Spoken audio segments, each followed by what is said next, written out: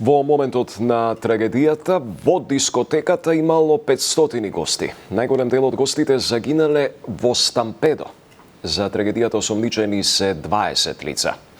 Дискотеката немала легална лиценца.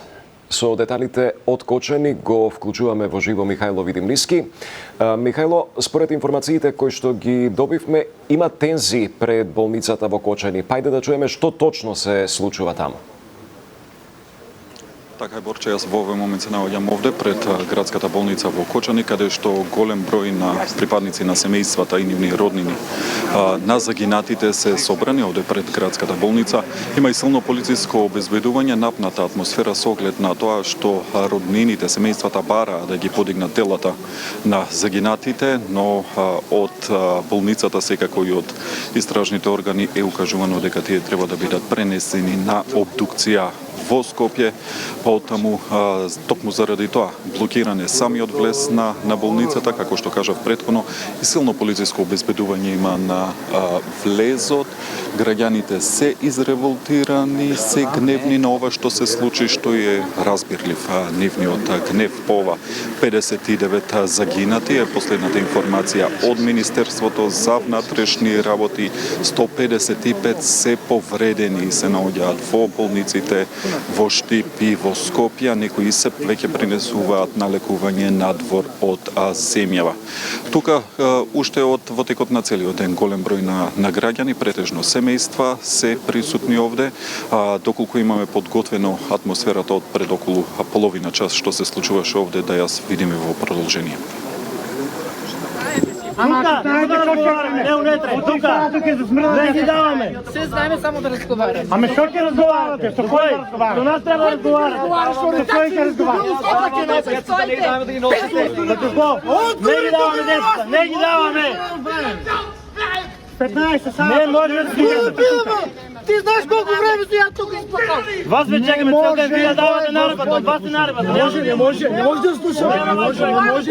Какви увреки? Волам да ме заштити. Тука пред нас ти да каже. Да си вземе дете. Знаеме какво е. Чекай, не ли е срамота? Така, тоа беше дел од она што се случува овде пред болницата во Кочани. Се уште има голем број на присутни луѓе, роднини, пријатели, семејства на загинатите. Ние остануваме секако тука. Претходно во текот на денот неколку пати министерот за внатрешни работи Тошковски одржуваше пресконференции на кои што соопштуваше околу она што се презема во однос на утврдување на она што синоќа, поточно во раните утринските часови, и како дошло до пожарот во дискотеката Пулс, во која загинаа 59 лица. Од она што го соопшти министерот е дека досега осумничени за пожарот се над 20 на лица. Сите се обезбедени, дел од осумничените се и во болница, но оние кои што се директно поврзани со пожарот веќе се спроведени во полициска станица каде што се испрашуваат. Исто така приведени има во полициска станица меѓу приведените и поранешниот државен секретар во Министерството за економија, раководител на сектор, поранешен директор на дирекцијата за заштита и спасување. Во однос на лиценцата пак на клубот, министерот Тошковски посочи дека дискотеката работела без легална лиценца. Во продолжение дел од изјавата на Тошковски. Има осомничено повеќе од 20 на лица.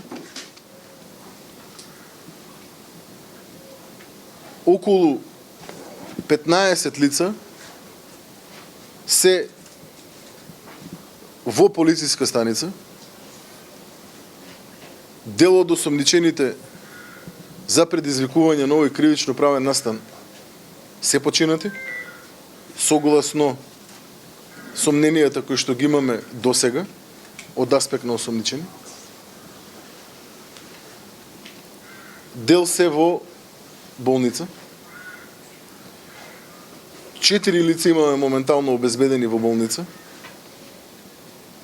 2 члена на бендот, син на собственик на дискотека и управител на правното лице кое што ја менаџирало дискотеката.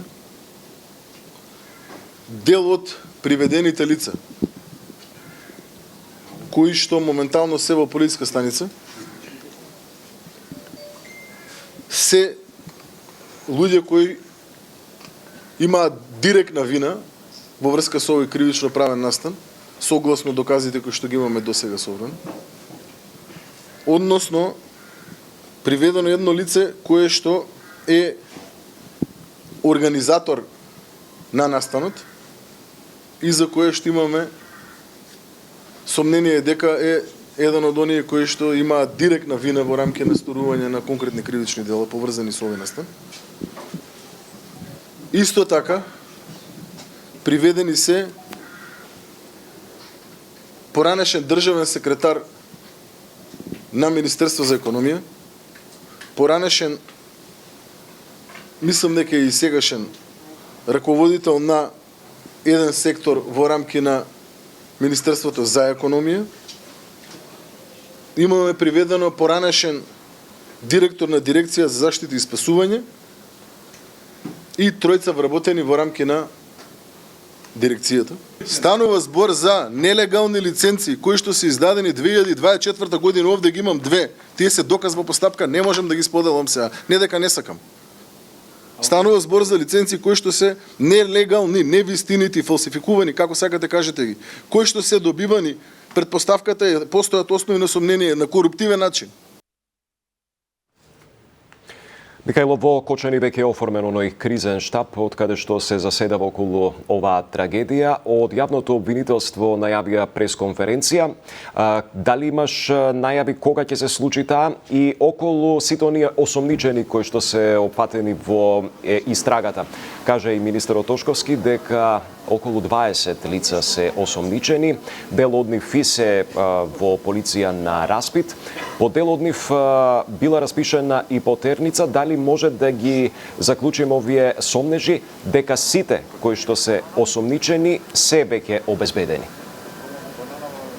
Така е, Борче, според последната изјава што имавме од министерот Тошковски, откако тој претходно кажа дека биле распишани 4 потерници, сепак на последната конференција кажа дека сите лица се обезбедени, вклучително и собственикот на дискотеката, така да нема во овој момент лица кои што се осомничени за овој настан, а се во бегство. Обвинителството, спомена и ти, веќе се работи уште од утринава. 6 мина обвинители од Кочанското, Штипското и Скопското обвинителство се ангажирани за негде околу 19 часот. Најавија нова изјава околу тоа што е преземено од страна на јавното обвинителство за расветлување на овој случај. Михајло Видимлиски во живо од Кочани околу ситуацијата што се случува таму и конкретно пред болницата и сите оние тензии кои што беа од страна на роднините и родителите на настраданите во несреќата.